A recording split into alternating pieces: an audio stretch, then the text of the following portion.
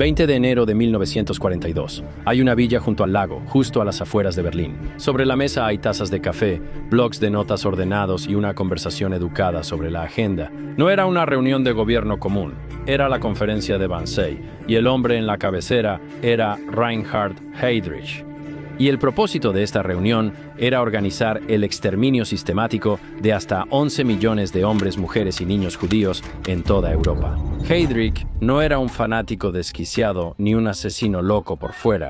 Era disciplinado y culto, y en su esencia, malvado. Tocaba el violín perfectamente y firmaba órdenes de muerte con igual calma y precisión. Él era la prueba de que el mal no siempre viene acompañado de rabia o locura.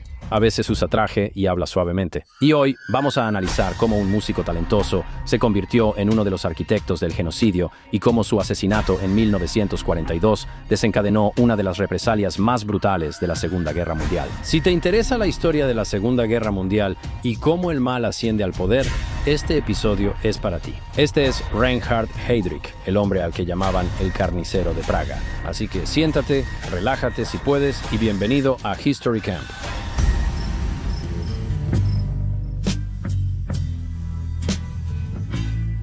Hola a todos, bienvenidos otra vez a History Camp. Soy Marc Gagnon y gracias por estar en mi tienda. Cada semana exploramos las historias más interesantes, fascinantes y controvertidas de todo el mundo, de todas las épocas, de toda la historia, para siempre. Sí, este es mi intento de entender todo lo que ha estado pasando.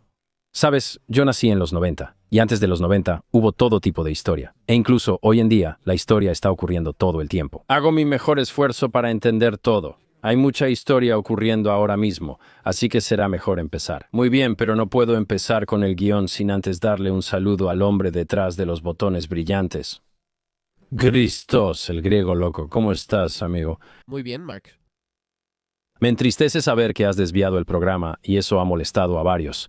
Recibo muchos comentarios en cada episodio. Me han dicho, ¿puedes pedirle que se calme? Yo respondo, Christos es buen tipo y se esfuerza. ¿Habla mucho? ¿Sí? ¿Interviene demasiado? Claro, pero ¿tiene buen corazón? No, pero ¿es la única persona que sabe manejar las cámaras? Sí, así que lo necesitamos. Por esa razón puedes quedarte. Gracias. Muy bien, chicos. Tenemos mucho de qué hablar. Muy bien, tenemos mucho por cubrir. Como saben, en este canal me gusta hablar de la Segunda Guerra Mundial, uno de los conflictos globales más interesantes. Lo encuentro fascinante. Diría que, ya saben, siempre es buen momento para hablar de cómo Estados Unidos estuvo del lado correcto de algo. Ya saben a lo que me refiero. Supongo que eso me emociona. Y, como siempre, al hablar de la Segunda Guerra Mundial, vamos a hablar de la totalidad y la brutalidad que ocurrió. Así que hoy, advertencia de spoilers, discreción. Bien, vamos a hablar sobre el Holocausto y algunos de los campos de concentración, solo para que lo sepan. No quiero pasar por alto eso. Ahora ya están al tanto, pero quiero decir, probablemente ustedes ya sabían que si le dieron clic a este video, más o menos sabían en lo que se estaban metiendo. Pero solo como cortesía para todos. ¿Dónde comienza esta historia? Bueno, empieza mucho antes. Para dar contexto, el 20 de enero de 1942, un grupo de hombres se reunió para discutir algo muy brutal y malvado. Bien, esta es la conferencia de Wannsee, ¿de acuerdo? Y está dirigida por este hombre llamado Reinhard Heydrich. Y el propósito de esta reunión es básicamente coordinar el asesinato sistemático de hasta 11 millones de personas judías en toda Europa. Ahora, es interesante ver a este tipo como un caso de estudio psicológico. Es malvado, pero no encaja en el molde tradicional de este tipo de déspotas totalitarios, ¿verdad? Es disciplinado y culto. Tocaba el violín, le gustaba, era así. Era una mente musical brillante. Pero al mismo tiempo, uno de los arquitectos más malvados de este genocidio, ya sabes, es extraño ver ambas cosas al mismo tiempo, tener este intelecto, pero también esta crueldad extraordinaria. Y esta es, en última instancia, la historia de cómo alguien que aparentemente tenía un buen trasfondo familiar, que tuvo una buena educación, puede convertirse en una de las personas más malvadas de esta guerra. Así que para entender cómo este hombre llegó a donde finalmente terminó, debemos regresar al principio y comenzar en un pequeño pueblo llamado Halle, Alemania. El 7 de marzo de 1904, cuando Reinhard Tristan Eugenio Heydrich nació, su padre, Ricardo Bruno Heydrich, era en realidad un cantante de ópera consumado y el fundador y director del Conservatorio de Música, Teatro y Enseñanza de Halle. Su madre, Elisabeth, pianista y maestra de música católica, influyó profundamente en la vida temprana de Heydrich. Demostró gran talento con el violín y potencial para seguir los pasos de su padre en las artes. Pero incluso en esta crianza aparentemente ideal, hubo algunos problemas. Aunque no era necesariamente de ascendencia judía, había rumores de que Richard Heydrich, su padre, tenía ascendencia judía. Esto era porque su padrastro, Roberto Gustavo Seuss, parecía tener un apellido judío. A inicios del siglo XX en Alemania, estos rumores dañaban la reputación familiar, por lo que Reinhardt sentía fuertemente el estigma en la escuela. Sus compañeros lo burlaban y llamaban Isi, un apodo judío estereotípico. Un día cruel, los muchachos lo obligaron a recitar consignas antisemitas para básicamente demostrar su lealtad a Alemania. Estas humillaciones le dejaron una marca duradera y lo endurecieron, alimentando su necesidad de demostrar que era racialmente puro. Lo que es sorprendente es cómo su trauma temprano realmente moldeó su psicología, en lugar de desarrollar empatía por otros marginados, porque él mismo estaba siendo tratado como un marginado. Parecía haber interiorizado una necesidad desesperada de demostrar como su tarjeta alemana y sus credenciales a cualquiera. Sin lugar a dudas, se obsesionó con demostrar esta pureza racial y el compromiso ideológico con lo que significa ser un verdadero alemán. Como si tal vez pudiera borrar esos, ya sabes, rumores de la infancia o el acoso que sufrió cuando era niño. Tras terminar la escuela, Heinrich se unió a la Marina alemana en 1922 para restaurar el honor familiar mediante el servicio militar. Quizá así demostraba ser un verdadero alemán. Era un joven oficial prometedor, especializado en señales y comunicación. Pero incluso aquí, su vida personal mostraba un patrón preocupante. En 1930, se comprometió con Lina von Austen, una nazi comprometida, pero antes de casarse con ella, tuvo un hijo con otra mujer. La Marina tenía una opinión muy negativa sobre los oficiales que deshonraban a mujeres jóvenes al negarse a casarse con la embarazada y romper su compromiso. Heydrich fue sometido a consejo de guerra y expulsado de la Marina en abril de 1931, terminando su carrera naval a los 27 años. Durante la crisis económica de Alemania, fue Lena quien le sugirió que intentara entrar en esta nueva rama del gobierno llamada las SS. Sí, esa SS y Heinrich Himmler formaban su propio ejército y necesitaban oficiales inteligentes. Pero la SS, en sus inicios, seguía siendo una organización relativamente pequeña, con menos de 3.000 hombres en 1931, operando a la sombra de la enorme Sturmabteilung de Ernst Röhm. Obviamente, la Sturmabteilung es la Sturmabteilung, que básicamente es la gran y a menudo indisciplinada fuerza paramilitar del partido nazi, conocida por la violencia en las calles, mítines y cosas así. En contraste, la Schutzstaffel. La SS, bajo Heinrich Himmler, era una unidad más pequeña y elitista, concebida como una guardia y agencia de inteligencia racialmente pura. Así que Himmler buscó transformar a la SS en una especie de aristocracia racial de élite, una clase de guardianes ideológicos para el partido nazi. En junio de 1931, Heydrich fue a la oficina de Himmler pensando que era una entrevista para un puesto común en la SS, y en cambio Himmler le encargó que diseñara un servicio de inteligencia desde cero. Heydrich no tenía experiencia en trabajo de inteligencia, pero sí tenía una mente analítica aguda que podía ayudarle a diseñar una estructura organizacional para el Sicherheitsdienst. En ese momento, el Sicherheitsdienst era básicamente una organización de inteligencia, algo así como una organización hermana de la Gestapo. Himmler veía en Heydrich no solo inteligencia, sino también la visión para básicamente separar a las SS de las tácticas burdas de esa fuerza paramilitar tipo Sturmabteilung. La lealtad, competencia y dependencia de Heydrich hacia Himmler lo hicieron ideal para crear la primera red de inteligencia nazi. Ahora, lo que impresionó a Heinrich Himmler no fue solo que Heydrich improvisara este tipo de organigrama, sino su comprensión de que las SS necesitaban diferenciarse de las tácticas de lucha callejera de las Sturmabteilung. Él era, ya sabes, este oficial culto e inteligente que comprendía la importancia de la información y la necesidad de mantener el secreto. Y, más importante aún, Heydrich no estaba limitado por las lealtades personales ni por las disputas entre facciones que obstaculizaban a los veteranos nazis más antiguos. Himmler podía confiar en él precisamente porque era nuevo, joven y ambicioso, y realmente dependía de Himmler para avanzar. Heydrich fue contratado de inmediato, y en pocos meses construía la red de inteligencia nazi.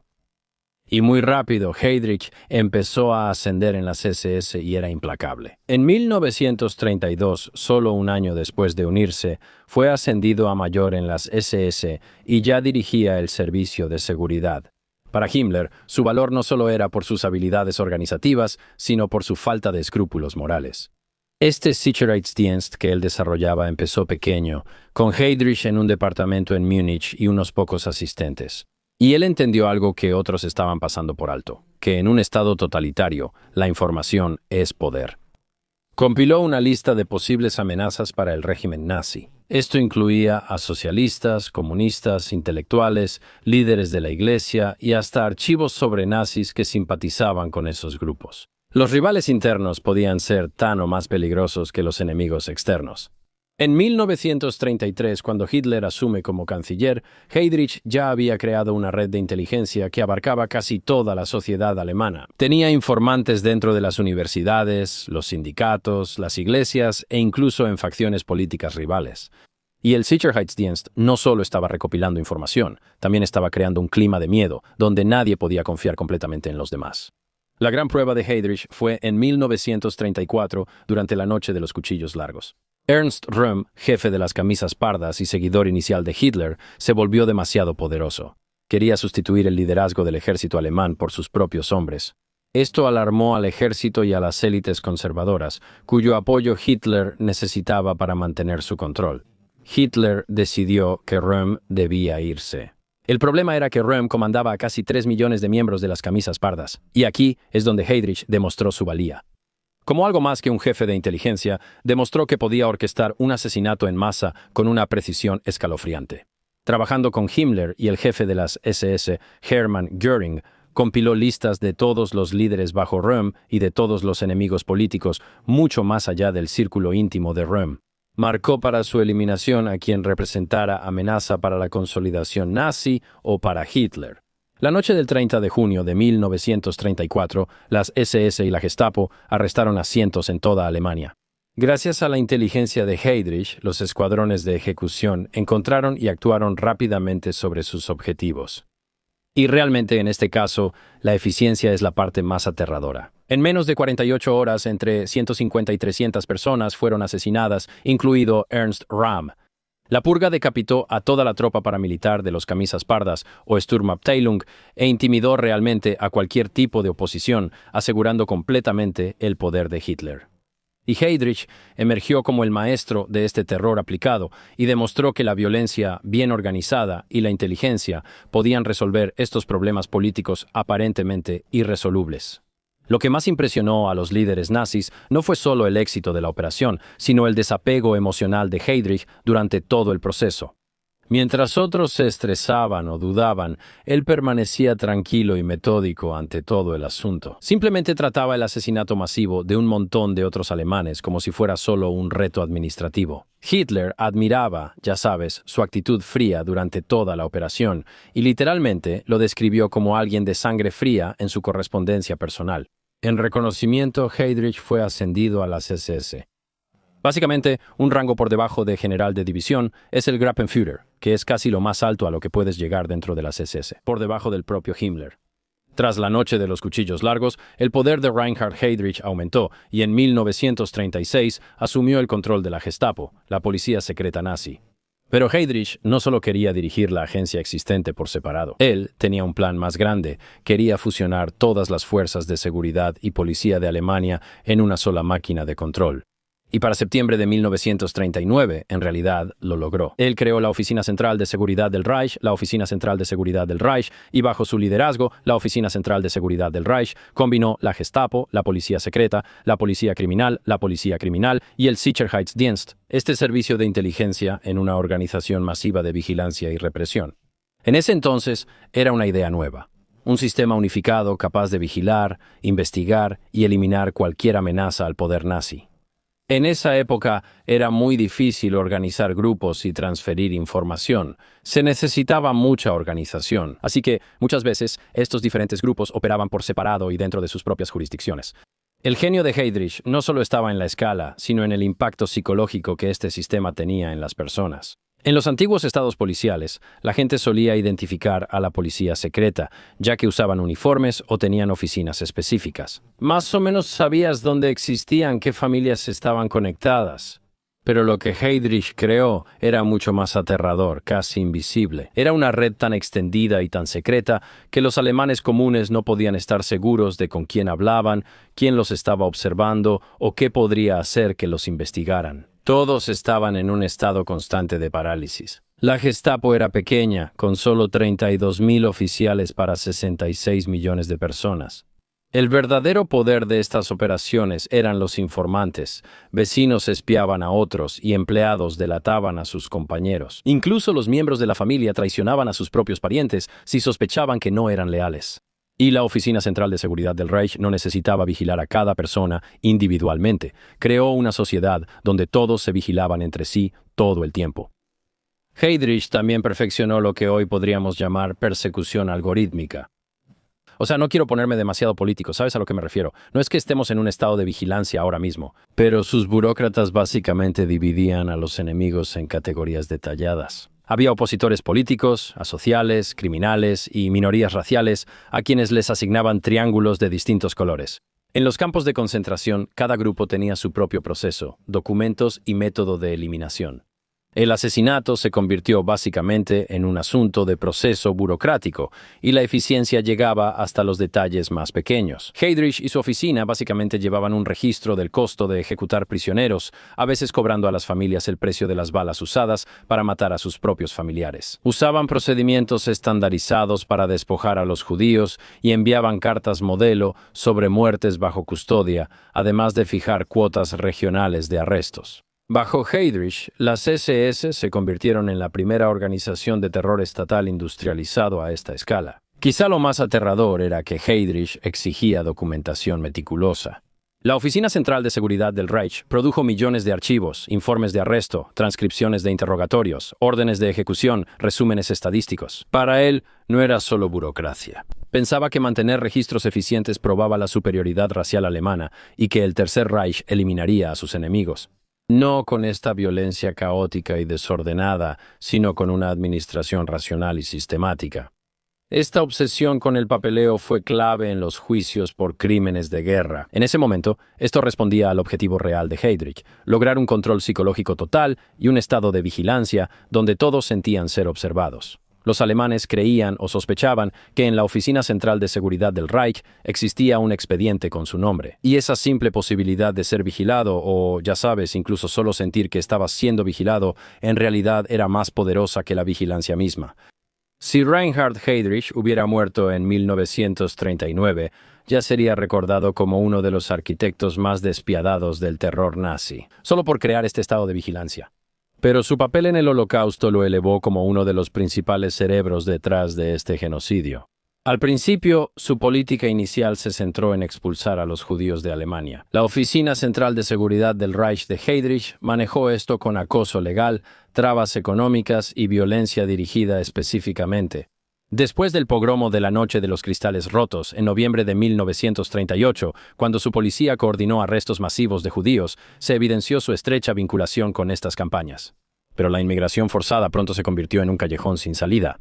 Otros países rechazaron recibir muchos refugiados judíos y tras iniciar la guerra en 1939, la migración fue casi imposible. Así, al invadir Alemania-Polonia, acabaron gobernando a millones más de judíos en ese país, y los líderes nazis sintieron que tenían que resolver lo que ellos llamaban la cuestión judía de una manera nueva. Ahora, la respuesta de Heydrich fue, como sabes, sistemática. Él ordenó la creación de guetos judíos en la Polonia ocupada, que funcionaban básicamente como una prisión diseñada para matar de hambre y debilitar a los habitantes. Los escuadrones móviles de exterminio de Heydrich siguieron al ejército alemán a Polonia y después a la Unión Soviética. Y sus órdenes eran bastante simples: ejecutar a los intelectuales, al clero y a los líderes de la iglesia, al liderazgo político y cada vez más a estas comunidades judías.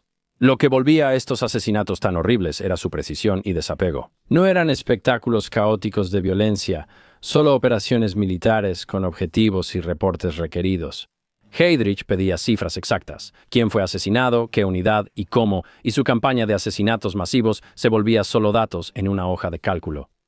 Para 1941, ese escuadrón móvil de exterminio ya había matado a más de 1 millón de judíos en Europa del Este. Pero había un problema: los propios asesinos. Disparar a mujeres y niños a quemarropa estaba dejando a muchos de estos nazis de las SS psicológicamente traumatizados. El propio Heinrich Himmler temía que esto dañara la moral y la disciplina de sus hombres, y necesitaban un método más limpio y eficiente para hacerlo sin dañar realmente a su propia gente. Quiero decir, es bastante retorcido cómo se dan cuenta de que hay un trauma que estas personas están sufriendo. En vez de pensar, esto es muy brutal, solo buscan otro método. Y esto nos lleva a esta infame conferencia, la conferencia de Wannsee en enero de 1942, donde Heydrich mostró este talento para convertir el horror y el asesinato en una especie de burocracia estadística, solo moviendo papeles. En vez de hacer una reunión secreta solo para las SS, reunió a todos los altos funcionarios del Reich para coordinar la solución final. Y no pidió permiso para hacerlo, simplemente les informó con calma que esto ya estaba sucediendo y que solo necesitaba su ayuda. Con todas las cuestiones logísticas, trenes, cobertura legal y detalles administrativos. Al hacerlo, repartió la responsabilidad en todo el Estado alemán. El Holocausto ya no era solo un proyecto de las SS, ahora era una operación nacional, con miles de funcionarios públicos como cómplices. Y las notas de esta reunión real, que sobreviven hasta el día de hoy gracias a la obsesión de Heydrich por la documentación, revelan la escalofriante claridad de su plan. 11 millones de judíos en Europa serían deportados al este para trabajar hasta morir de hambre o recibir un trato especial, lo cual básicamente es solo un eufemismo para asesinato. Ahora, lo que hacía a Reinhard Heydrich tan único en su terror no era su brutalidad, sino que él no gritaba ni deliraba. Era algo metódico y burocrático. Como mencioné, él solo lo veía como números en una gráfica. Planeó el exterminio con un desapego de, ya sabes, como un administrador, supervisando un proyecto como si fuera un proyecto de construcción o algo así. Era un burócrata del asesinato en masa, pero también era excelente en el engaño. En septiembre de 1939, ayudó a organizar el ataque a Polonia, el incidente de Gleiwitz, y esto fue en una estación de radio alemana. Agentes de las SS mataron a prisioneros de campos de concentración, los vistieron de polacos y los usaron como prueba de agresión polaca. Ahora, el engaño realmente funcionó. Los observadores internacionales fueron engañados y Hitler lo usó como excusa para invadir Polonia. La Segunda Guerra Mundial inició por una mentira de Heydrich, realizada con su típica precisión y frialdad. Y para 1941, Reinhard Heydrich se había ganado la reputación de ser uno de los funcionarios más temidos y despiadados de la Alemania nazi. Así que, cuando Hitler necesitó a alguien para someter a Checoslovaquia a un control más estricto, Heydrich fue la elección obvia. Konstantin von Narod, quien ya estaba a cargo, no era lo bastante severo para Hitler. La resistencia checa empezaba a crecer. Las fábricas no producían lo suficiente para esta máquina de guerra alemana y la gente local no tenía suficiente miedo. En septiembre de 1941, Heydrich fue nombrado dictador de la Checoslovaquia, ocupada como propietario en funciones del Reich de Bohemia y Moravia. Sus órdenes eran simples: aplastar cualquier resistencia. Cualquiera que quisiera rebelarse tenía que ser destruido y hacer que la industria checa trabajara a máxima capacidad para apoyar el esfuerzo de guerra de Alemania. Pero Heydrich no solo usaba la fuerza bruta, combinaba terror y estrategia. En el momento en que llegó a Praga, desató una ola de miedo. Cientos de presuntos miembros, simpatizantes, intelectuales y líderes políticos relacionados con la resistencia fueron arrestados. Muchos fueron ejecutados en público y sus cuerpos quedaron expuestos para enviar un mensaje a cualquiera que se atreviera a resistir. Pagarían con su vida. Heydrich sabía que los trabajadores hambrientos y sin esperanza no le darían la productividad que quería. Mientras reprimía a la oposición política, mejoró las raciones de comida y subió salarios en industrias clave que le interesaban, e incluso organizó eventos recreativos para los trabajadores. Y esta extraña mezcla de miedo con incentivos en realidad estaba funcionando. Fábricas checas alcanzaron producción récord y algunos trabajadores valoraron las mejores condiciones. Pese al terror y el miedo combinado con incentivos, obtuvo el apodo de «el carnicero de Praga». Eso demostró que él entendía el poder de un modo que muchos nazis no comprendían, que el terror puro solo lleva a la desesperación y que dar demasiadas recompensas hará que la gente se vuelva perezosa. Usar ambos haría que la gente esté aterrorizada y agradecida a la vez. Y su éxito en Checoslovaquia no pasó desapercibido. Algunos en la jerarquía nazi susurraban que Reinhard Heydrich podría reemplazar a Heinrich Himmler como jefe de las SS o incluso ascender más en el círculo íntimo de Hitler. Tenía solo 38 años en ese momento, pero ya parecía que podría ser el futuro del partido nazi. Era muy inteligente, despiadado y completamente comprometido con todas las ideologías racistas de Hitler.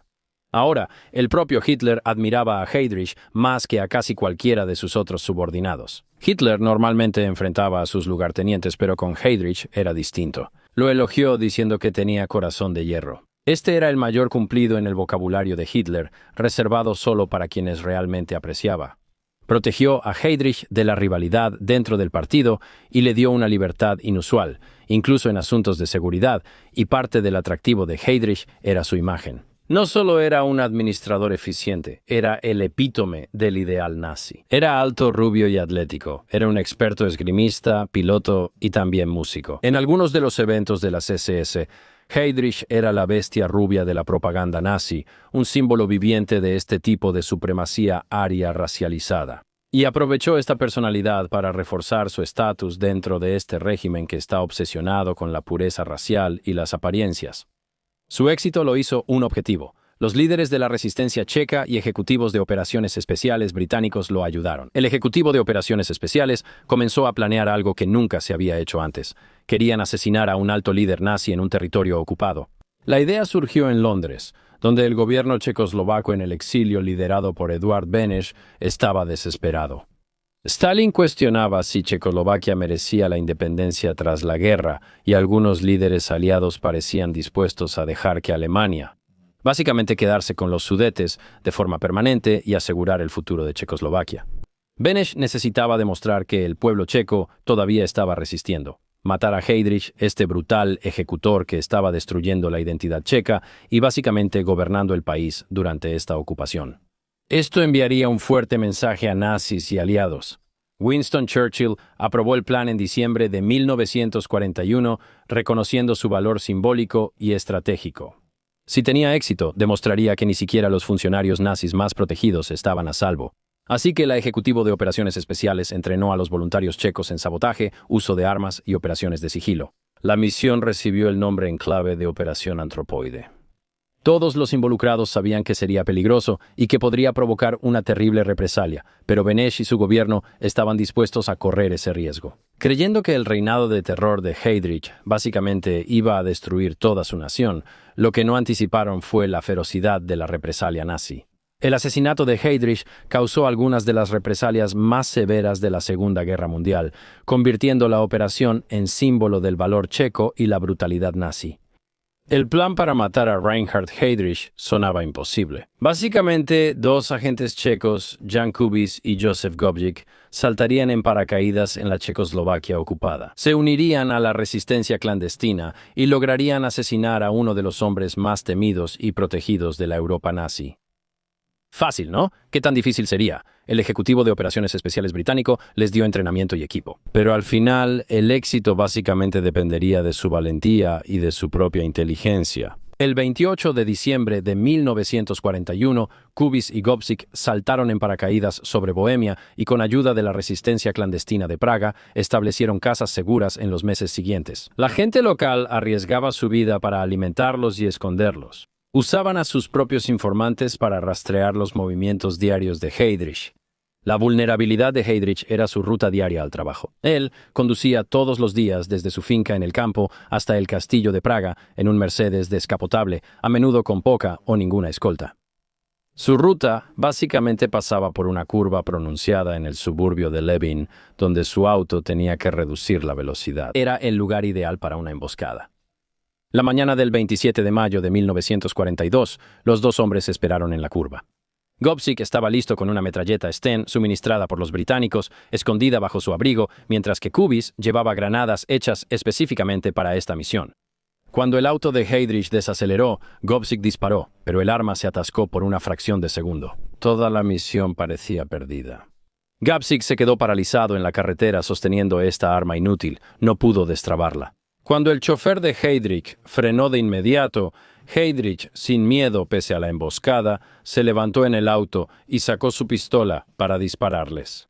Entonces Kubiš actuó, lanzó su granada al auto y la explosión fue tan fuerte que la metralla atravesó el Mercedes e impactó en el cuerpo de Heydrich, desgarrando su vaso, diafragma y pulmón. Se incrustaron metal, cuero y pelo de caballo del auto en sus heridas. Heydrich, gravemente herido, aún intentó defenderse. Persiguió a Kubis unos pasos antes de colapsar por el shock. Ambos asesinos escaparon de la escena durante el caos causado por la pérdida de sangre, pero el éxito de la misión aún no era seguro. Heydrich estaba gravemente herido, pero no necesariamente muerto. No podían ver realmente si había muerto, y los médicos nazis entraron rápidamente para salvarlo.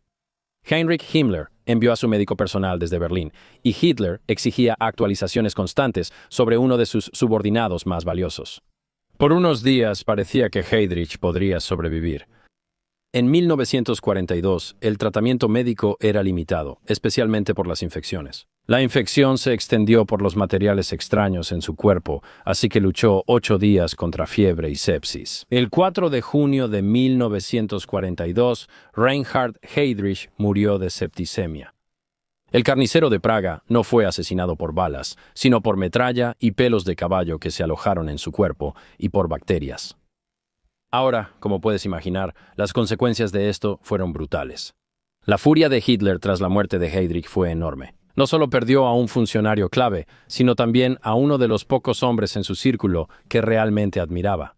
Para Hitler, Heydrich representaba el futuro del liderazgo nazi, disciplinado y despiadado, y un verdadero ideólogo para la causa. Su asesinato fue tanto como un insulto personal, pero también un golpe al prestigio nazi, y la represalia tenía que ser devastadora. Así que, en cuestión de horas, Himmler y Karl Hermann Frank, el nuevo protector del Reich en funciones, comenzaron a planear su venganza. No solo querían arrestos o ejecuciones, querían actuar de una manera tan brutal que aterrorizaría a toda la población checa para que obedeciera.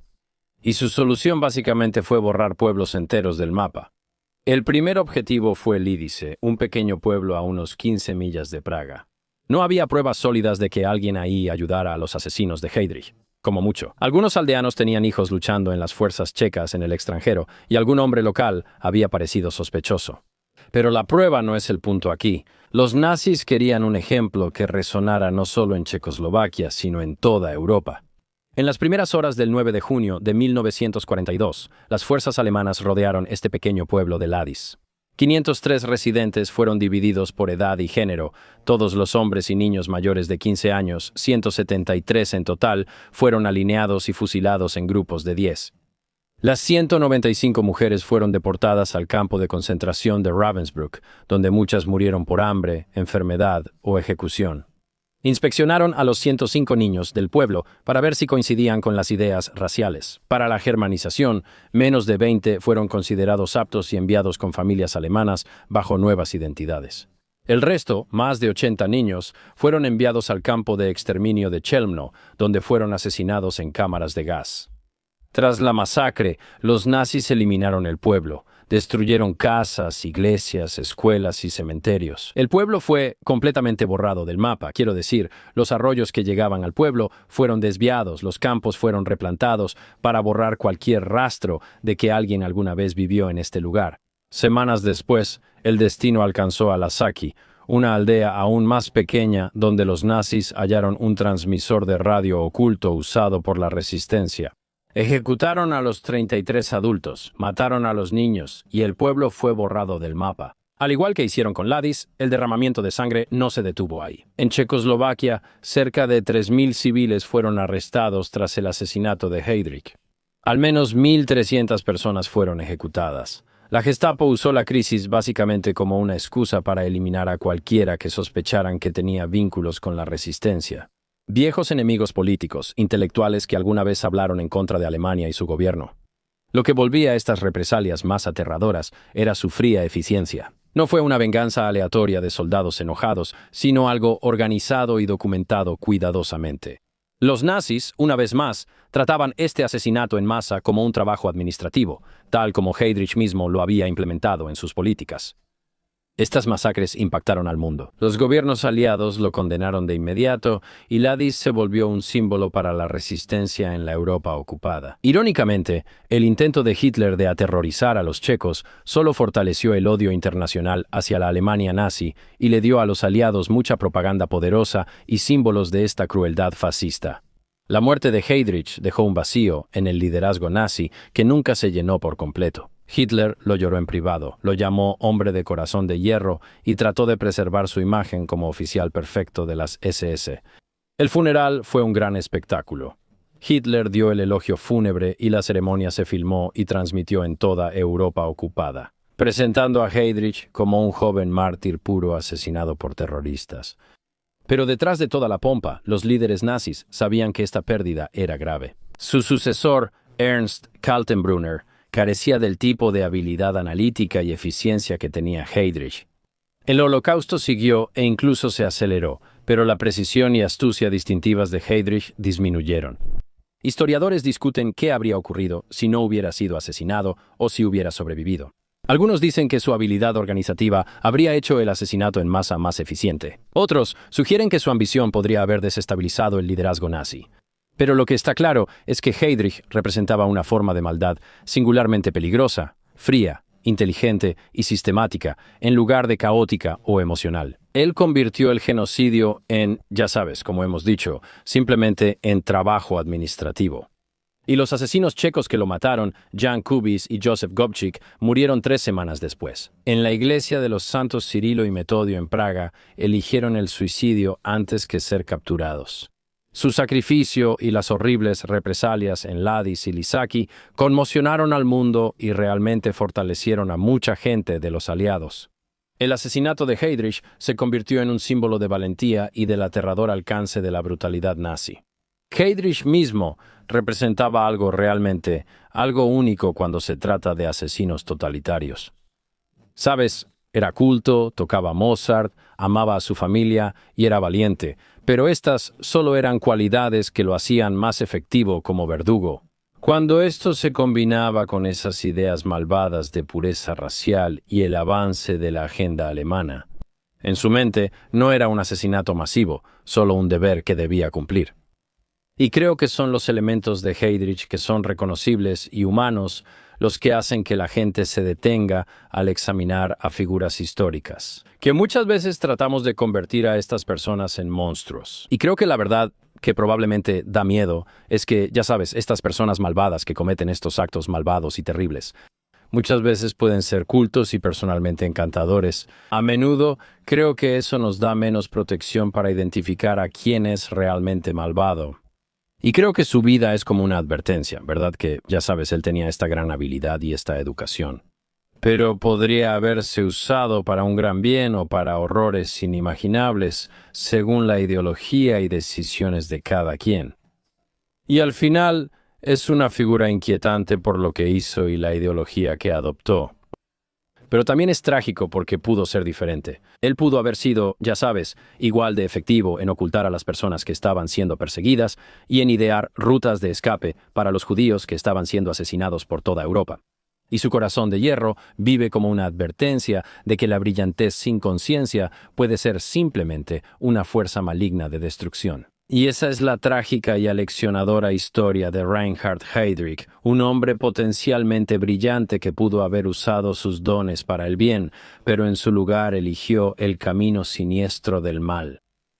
Quiero decir, sí, creo que, ya sabes, mirar y examinar a estas personas en la historia es simplemente una buena lección. Que, ya sabes, mientras más equipada esté una persona con habilidades, inteligencia o capacidad, creo que, ya sabes, es como la frase del hombre araña, ¿no? Como que con ese poder viene la responsabilidad. Y creo que, ya sabes, incluso ahora ves personas que se enredan con ideologías tontas donde dicen, oh, este grupo es responsable de los problemas, este grupo tenemos que deshacernos de estas personas o de los problemas. Ya sea político, religioso o, ya sabes, étnico, es como si alguna vez estás del lado de que este grupo étnico es el problema, probablemente estás del lado equivocado. ¿Cuándo en la historia ha sido esa la decisión correcta? Dicen, oh, la gente que se ve de esta manera tenemos que sacarlos de aquí. Es como, no lo sé. Es más aterrador cuando personas inteligentes se aferran a ideas tontas y racializadas sobre lo que significa ser puro. Y cuando tienes personas inteligentes capaces de hacer cosas malas, pueden hacerlo de manera realmente efectiva. No lo sé, amigo. Si eres inteligente y tratas de entender las cosas, y vas pensando que debes deshacerte de ciertas personas o que ellas causan todos tus problemas, solo tómate un segundo y mira hacia atrás y piensa, ¿eso es realmente lo que está pasando? Realmente estoy usando mis habilidades, mis capacidades, ya sea en operaciones, organización, arte, lo que sea, para promover una agenda de odio. O sea, ¿realmente ese es el mejor uso de esto? Y ya sea que seas religioso y pienses que Dios te dio estas cosas, ¿realmente eso es lo que Dios quiere para ti? Aunque sea solo algo social, como construir el Estado, si tienes esas cualidades por cualquier motivo, ¿realmente las usarás para impulsar una agenda que termine castigando a personas al azar que no tuvieron relación? ¿Conoces tus carencias personales o los problemas de la sociedad? Esa es mi conclusión y lección de esta historia de advertencia. Quiero decir, no sé, ¿tú qué piensas, Gristos? Me pregunto cómo ven a estos dos agentes checos. Es como, ¿lo empeoraste o lo mejoraste al sacar a este tipo? Bueno, tienes que pensarlo, ¿no? O sea, si este tipo era un operador tan eficiente y una máquina de matar tan eficaz. Lo sacaron antes, ya sabes, unos años antes de que terminara la guerra. Entonces, si él hubiera estado en su lugar, ¿habría construido más campos de concentración y exterminado a más personas? La represalia y la venganza fueron terribles. Pero uno se pregunta, o sea, sí, siempre, siento que estoy del lado de, como ya sabes, eliminar a algunos de estos, ya sabes, déspotas nazis autoritarios de alto rango probablemente sea lo correcto. ¿Sabes a lo que me refiero? Sí, pero la gente de su ciudad es así. Sí, probablemente esa gente esté molesta, pero eso pudo haber pasado igual.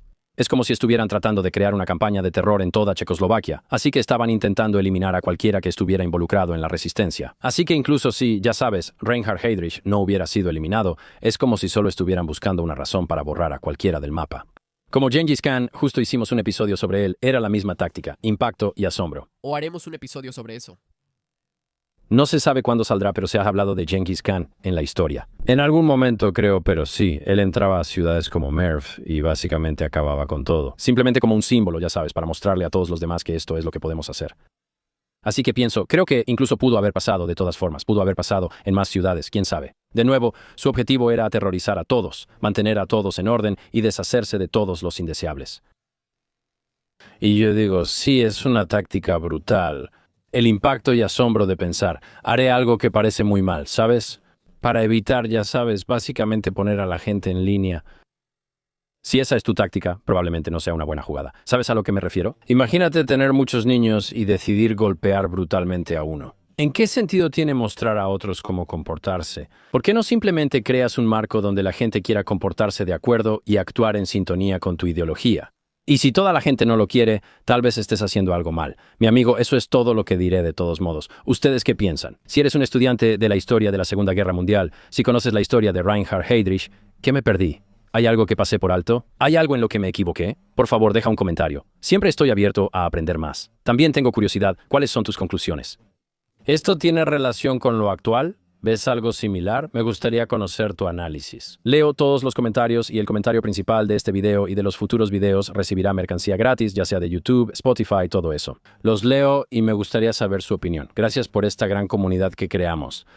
Me inspira mucho la inteligencia de algunos espectadores. Por ejemplo, hay personas que me mandan mensajes directos y me dicen, oye amigo, si te pareció interesante eso, lee esta cosa súper específica sobre, ya sabes. Julio César, esto te va a impresionar. Me estoy divirtiendo mucho, conectando y aprendiendo con ustedes. Gracias por ser parte de esto increíble que estamos construyendo y por siempre. Que me acompañen en mi campamento significa mucho para mí. Nos veremos en el futuro para hablar del pasado. Les aprecio. Hasta la próxima.